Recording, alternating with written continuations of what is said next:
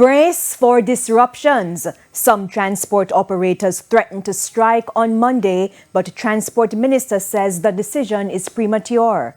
Good evening and welcome to Primetime News on air and online at onespotmedia.com, and a special welcome to viewers on TVJ International in the Cayman Islands. I'm Andrea Chisholm. Also this evening, backyard breach. Man in custody after being found with 24 species of protected animals. Plus, Fast and Furious, the Jamaican edition, a special report on illegal street racing. There's also sports and weather in this newscast, so stay with us. Details right after the break.